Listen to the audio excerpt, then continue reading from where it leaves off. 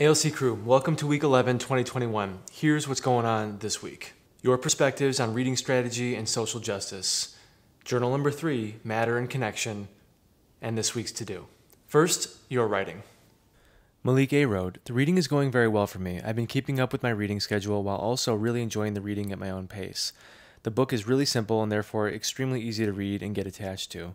I know this because it uses really simple examples that really intrigue you to read on. At first I got a little confused because it started out not addressing anything, but it slowly became more clear.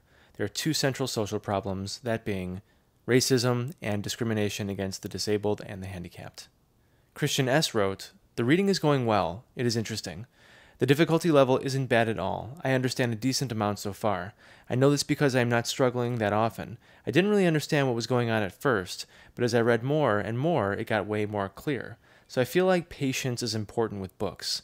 I see that the central social justice problem in Long Way Down is revenge.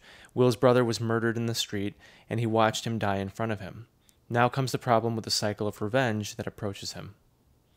Gabriella A. wrote, "Just Mercy effectively passes on lessons of assurance and diligence with its idealistic point of view. It brings basic mindfulness to a few of the most prominent issues right now in need of settling in this country. This world has become more disastrous for both the environment and humanity itself. Hate amongst hate, crime, racism, inequality, and so much more. Connections I see within my book and the world is accusing the wrong people because of the color of their skin, framing people and treating them with little to no respect." Rigoberto R. wrote, "My book, Dear Martin, by Nick Stone, is going good. I am really liking it and finding interest whenever I open it up to read it. I look forward to reading it every day. The problem affects the characters in the book by them seeing the racism happen. It makes them mad and angry to witness it, whether they experience it themselves or see it happen in the news. The connections I can make from the book to real life is how racism happens a lot. For example, last year the names of George Floyd, Breonna Taylor, and Elijah McClain were just a few names of innocent black people who were killed.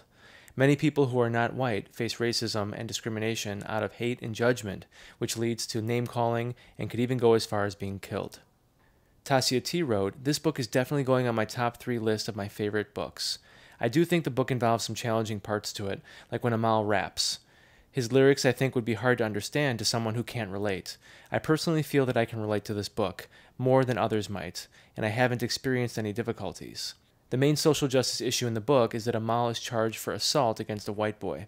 His lawyer and everyone else but his family in the courtroom were white, and he was sent to jail. Not able to go to his dream school for art, not able to use his gifts and talents to express himself, while another non-innocent white man walks free with no charge, just because he was the one with the bruises after their fight. This directly relates to the world now because so many innocent black people are unfairly sent to jail for something they didn't start, were there at the wrong time, or something they didn't do just because of the color of their skin." Excellent work. I'm glad to hear that your student choice reading is going well and that you're finding meaning within these pages. As we move into our 3rd week of our social justice student choice reading unit, we'll focus on 2 questions. 1. Why does my book matter? And 2. What connections are there between my reading experience and those of my peers? Here's the assignment. Develop a 2-paragraph response as follows. Paragraph 1 will provide a deep and thoughtful examination of why this book matters. Has it changed your thinking in some way? How so? Does it accurately reflect a reality of your world or your lived experience? How does it challenge injustice and perhaps prescribe a way to achieve social justice? Tell us about it. Then in your 2nd paragraph, make a connection with one of your peers. How can you connect your experience with their experience reading different books about social justice? How do I do that? Good question. Using our in-class time via breakout rooms or outside of class on your own, reach out to a peer from class and interview one another about what you're reading and how you feel about it. Ask one another the following questions and take note of the responses. 1. What are you reading? For example, I read Stamped by Jason Reynolds and Ibram X. Kendi. 2.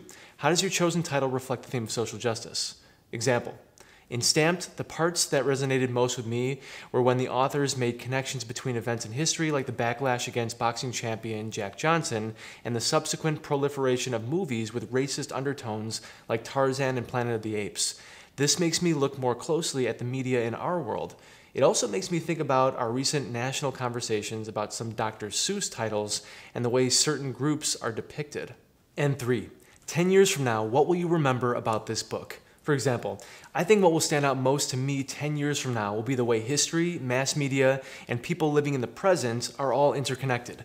That racism is not an event, it is a system. And that it is not enough to just not be racist. We have to be actively anti-racist. That's a sample interview. I recommend setting aside some time to chat with your interviewee while taking notes on what they say. Alternatively, consider sending one another your questions and provide one another written responses. Once you've gathered your interviewee's responses, develop your second paragraph focusing on making a connection between something your interviewee said about their book and your experience with your own book. For example, my interviewee, Mr. Silverberg, read All American Boys, and I read Stamped.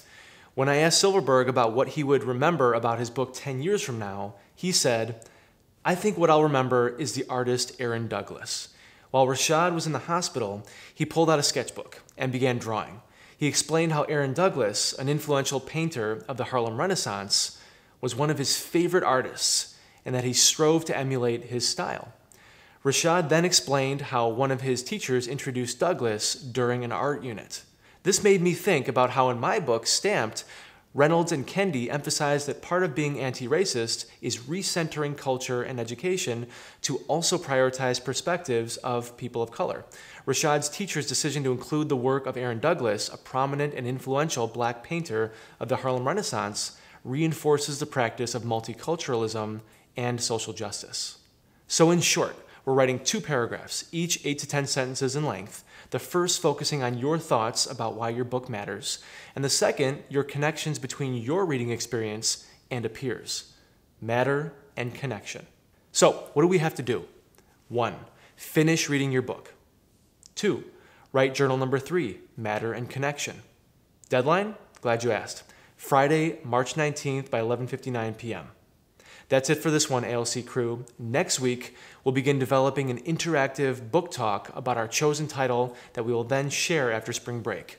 Until then, stay safe, stay focused, and stay connected.